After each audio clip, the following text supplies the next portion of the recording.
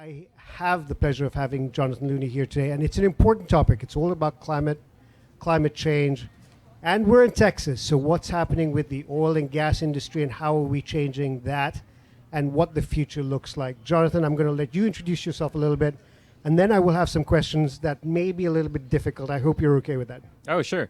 I'm Jonathan Looney. I'm one of the co-founders of Deltawave. It's what we're calling an energy operating system, and it is essentially coalescing all the new technologies that have been coming out, some of it Web3, but some of it AI, data analytics, and rethinking how the supply chain and operational layers of energy companies are operating. And, I really enjoyed hearing the conversations that you guys just had. I think that's a huge part of what we're building. And I'd love to talk about what Deltawave is doing for the environment. So I think the term to remember is Deltawave OS, which is an operating system. I've had the fortune of spending some time with the executives of both the founders, executives, and the funders of this company. So I'm going to put a little bit into perspective for everybody who's new to this space. It's the stitching together of technologies such as blockchain, IoT, data, the crypto digital asset environment. So it touches everything from well to consumer. It starts with how are you digging, how are you extracting, what are you measuring, what does the supply look like, and then taking all of these aspects and stitching them together. So in a nutshell, that's sort of what you do. Yeah, that's exactly. What we're trying to do is have better transparency across the supply chain for capital efficiencies, but also for environmental transparency. And so one of the things that I really enjoy about blockchain are the incentives. So what we were talking about here previously, you guys were talking about regenerative and efforts, and what I like to call regenerative finance. And that is the incentives that are inherently built into blockchain allow for us to incentivize energy companies and really any industry to take advantage of environmental efforts. And so that is investing in carbon credits and unlocking what I call carbon banking. So if you think about it, right now there's disparate carbon credits. They're kind of illiquid because of the variety of quality of them. And so there's a lack of transparency. But if we can provide transparent, chain of custody around those projects, energy companies reduce their kind of greenwashing, claims. There's a lot of issues. Let's talk about something that we can sink our teeth into. Practical applications. Give us some ideas of what. Take an oil and gas company today. Implementing Delta OS, what will that do in terms of everything? So, it's a lot of things, and we could be up here for a while. But at the core, it is adding the zero trust aspect to business. So, from the well to the end user, there's 12 or so disparate companies with 12 different databases, with 12 different accounting functions, all trying to transact. And so what that leads to is there's a delay in payments up to 60, 90 days. There's a delay in, measurement. There's a delay in, all sorts of various offsetting from a carbon perspective. And so by unifying that on the blockchain and running it through our OS, it will allow for that smooth capital efficiency and have streaming real-time payments based on the meter data. So understanding that you create efficiencies in both terms of data, measurement, carbon credits, banking, so finance, before you put all of this together, right, and showed value to a oil and gas company. Yeah. Before this, when you went to an oil and gas company, how concerned were they about the environment? Well, so and I might get in trouble for this, but what I like to call it is weaponized capitalism. And so, if you think about their efforts, I think the previous panel did a great job, is at the end of the day, it comes down to incentives and business uses. So if we can create incentives by way of rewarding them for purchasing carbon credits and by rewarding them for offsetting their assets, I think there's a lot of power to that. And I think it's going to be a huge competitive advantage to actually drive a new narrative. So I don't think energy companies are evil. I don't think they're often vilified, but we're in a transitional state. We're not going to get rid of oil and gas in the next 10, 15 years. It's a 50-year plus transition. So how can we add these new technologies and actually unlock environmental tools, but also, competitive? How do we transform this legacy commodity to be a new commodity that's actually very powered, and it's carbon offset?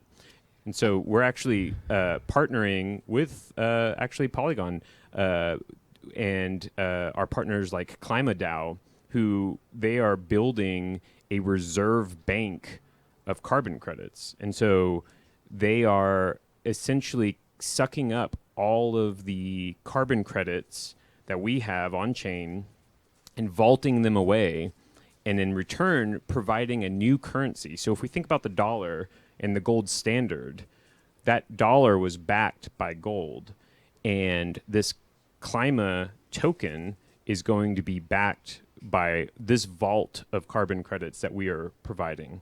And that total value associated, right now there's 17 million tons of carbon in that vault. And that price is always going to be rising, and that token will rise or fall based on those economics. And so that is incentivizing energy companies to engage with us, as well as providing them governance to vote for this new carbon reserve currency.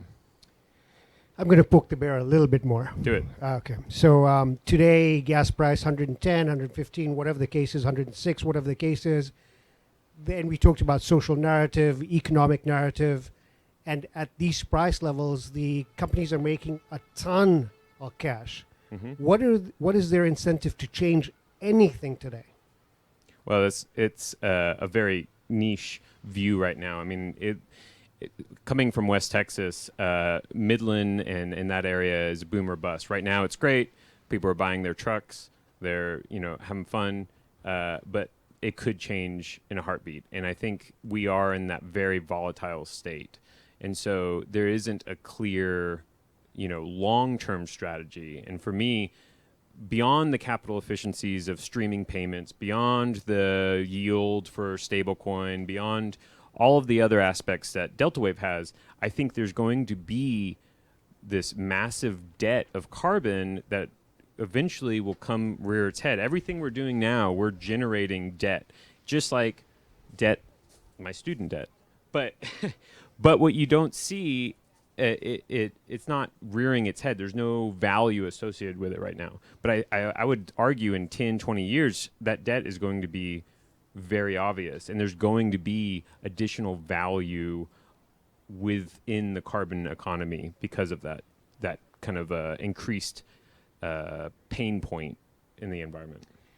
So let's take this a little bit downstream. If we look at the creation of products through oil and gas, and we just heard from Katie at Regenerative, what are the outputs from this process that we should be paying more attention to in this respect? Outputs as far as carbon credits, or no, outputs of the whole oil and gas industry, because right now it's just drilling to fuel. Yeah, but I mean, most of these are energy companies at the end of the day, and they are, tapping into the renewable sector. Shell obviously is not going to just, see the writing on the wall and ignore it. And so there's a lot of energy companies making that transition, but there's always going to be a demand for it. So I would say they need something like Deltawave to kind of accelerate that innovation. They had it 10, 20 years ago. I mean, the big tech boom, everything we have today is because of the energy companies allowing for globalization, but they've kind of rested on their laurels. This is a new kind of catalyst because we have deep analytics and we have Web3 to allow zero trust, environments. We can now accelerate and change the supply chain to actually drive a net zero commodity, or we could, create real-time smart contracts that don't take 60, 90 days. And I think that is going to be the new competitive advantage for the energy sector. Touching on a little bit of in regards to energy and creation of it, how do you suspect that the nuclear energy environment is changing today, especially with these substations or mini stations that can be powered more cleanly than fossil fuel? Nuclear is an interesting sector, and I might have some personal opinions that differ, but I personally am not a huge fan of nuclear because of the waste that it produces. I don't think we have a clear action. Now, there are people doing a lot of really interesting research around how to reduce that waste. I don't think sticking in the ground is the net result, but there's bacteria that have been found to be eating radiation, so I think that's really interesting. I do think it gets unjustly vilified, and I don't think it is near the same kind of impact as some other forms of energy. So I want to talk a little bit about the current political, sociopolitics, geopolitics that's going on, especially with the crisis in Ukraine and Russia, the curb of transportation of oil or the access to oil. Yeah. During the, I think maybe 10, 12 years ago, we had a whole bunch of slate mining going on. We also said at that time, I think maybe even 5 years ago, that the U.S. completely is self-reliant on oil, or could be if they wanted to be. Given the current prices, we see, a huge disparity into, we were talking about bread a little while ago. At between $4 and $8 per gallon today, this is affecting a majority population of the U.S. today. Yeah, and I think that's why it's critical that the energy sector adopts something like Deltawave or some form of regenerative finance, because it allows them a seat at the table to govern this next kind of evolution, which has such a huge trickle-down approach. So the actions that they do, whether it's creating new commodities that are net zero, but that's going to change pricing and cars. There's a lot of knock-on effects for industry. So here's what I'm going to do is I'm going to ask Laura and Katie to come back. Do you have a moment to come back? No, for sure. I'm going to step off stage. I want you to have this conversation with Jonathan. Come on.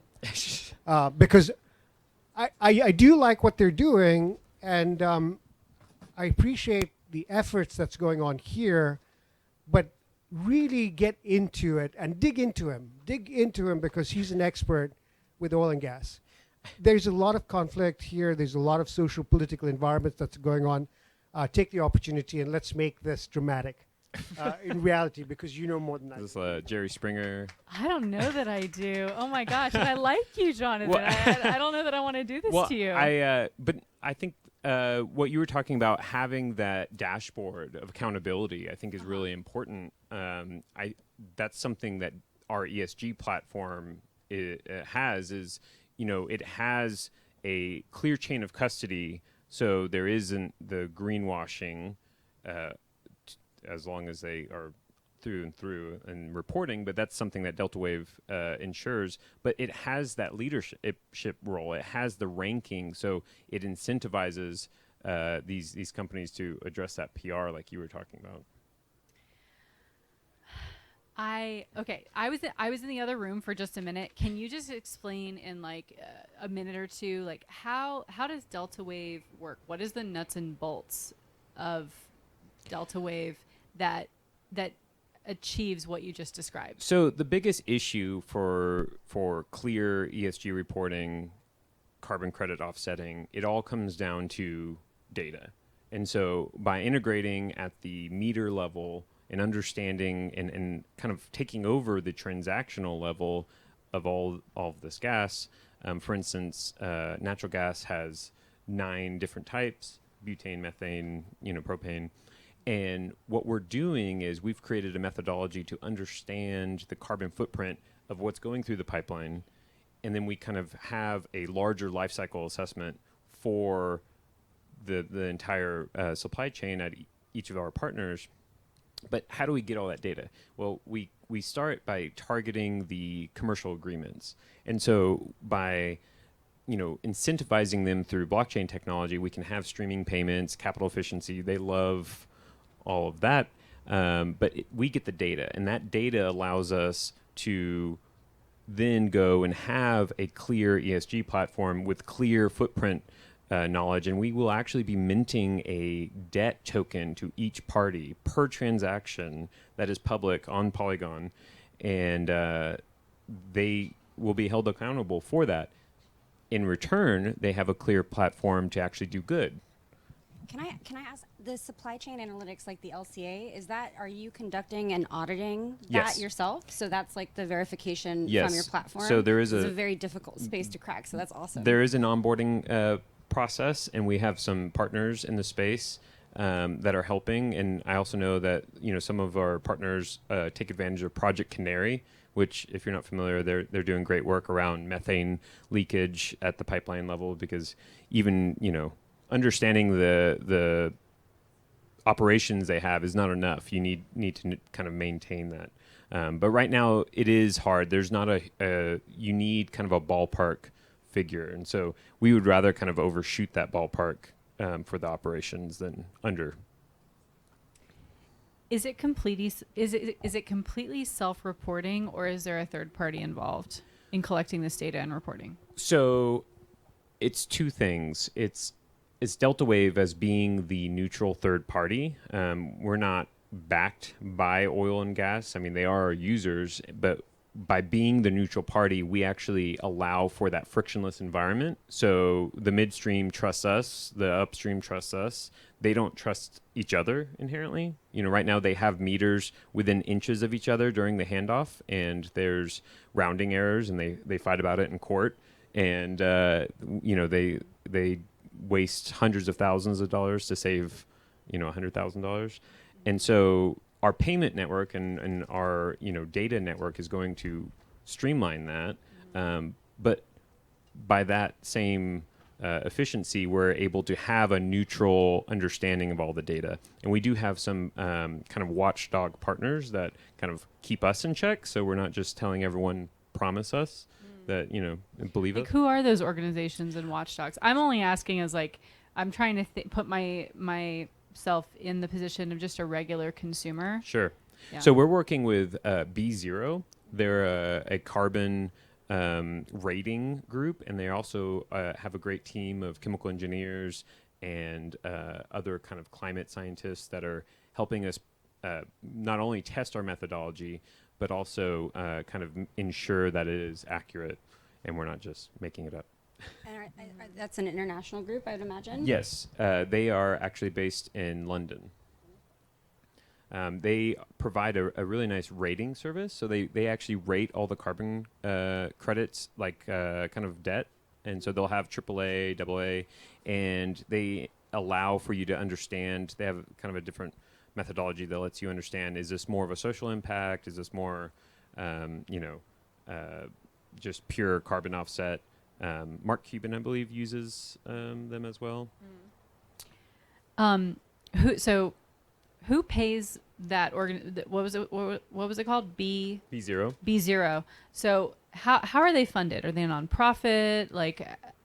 I'm trying to understand how are they a third party watchdog? They are a consulting agency, and I don't want to speak for them on behalf of them necessarily. We are just a customer that that we've hired them to build, but they are in the space doing this kind of work for all sorts of environmental companies. What do you find are the goals of the leaders inside these companies? How are they articulating their goals for the future?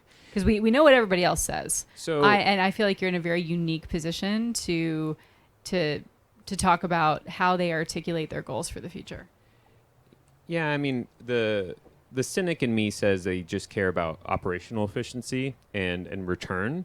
And I think you guys were in the other room, but I like to call this weaponized capitalism because what's driving this is that embedded aspect of carbon banking. And so by embedding incentives to efficiently buy carbon, they're going to have to buy it at some point in time. You know, there's such a huge regulatory landscape. What we're doing is providing those on-chain incentives using DeFi or what we call refi, which is regenerative finance, and actually be kind of hedging this new carbon pricing. And they can actually buy carbon at any point in time, offset that, invest in these projects, but instead of just burning those carbon credits, they're actually able to have it on this larger DeFi ecosystem. So one thing I would ask is, from an offset perspective, do you verify the offsets yourselves to make sure that they're actually in fact regenerative? Because there's been a lot of challenges. I don't know if you know the REE DD that's been challenged. And I think we don't have the time necessarily to talk about that offline. But yes, quick answer is we are actually creating carbon pools where we bring Vera standard on chain and allow for kind of a one-to-one fungibility, because there is that lack of liquidity for carbon credit projects as a whole. So that's a huge issue for these companies to invest in, because there's such a huge difference between maybe blue carbon versus forestry projects, or where I'm really excited is more carbon sequestering, which I think Texas and midstream companies are uniquely prepared to do. I have one more question, and then I gotta go because I have a Zoom meeting I gotta go to. But in terms of like narrative, like when I'm working with companies and founders, like sometimes I do have to be like the honest voice, you know, in the room, you know, and sometimes I have to say the unpopular thing. I feel like in terms of narrative, I think of, I don't know if you saw the speech that Obama gave a few years ago to a private group that went viral, which was about cancel culture and how young people are so focused on just canceling leaders and companies that they don't agree with. But life actually exists on a grayscale, and you have to get from point A to point B, right? So the question I have in my mind is, I feel like in terms of the international narrative about getting to 2030 and all of our goals and everything, oil has just caught a break with what's happening with Russia and the Ukraine and gas prices and everything, right? So how I'm thinking about that, and I'm thinking about, like, the public might want to know, what are leaders thinking at these oil and gas companies? Like, are they truly on the same side of the table? Like, how can carbon credits be the thing that gets us all to agree on things? Because clearly we need to be dependent on oil at the moment. Oil is very expensive. So we're all kind of trying to exist together. But how can we both get to a place of harmony through what Deltawave is doing and these carbon credits? That's a great question. So I'll try to answer it quickly. But essentially, it's a competitive advantage. I think those companies that don't embrace this changing landscape are going to die out, either a slow attrition through regulation when they're not able to pivot.